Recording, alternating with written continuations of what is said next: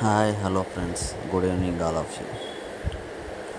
ఇవాళ మీతో చిన్న విషయం షేర్ చేసుకుందామని వీడియో పెడుతున్నాను ఫ్రెండ్స్.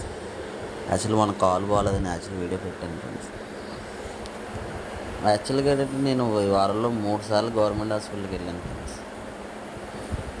ఇవాళ యాక్చువల్గా అయితే హాస్పిటల్లో అడ్మిట్ అవ్వదని వెళ్ళాను. కాకపోతే ట్విస్ట్ ఏంటంటే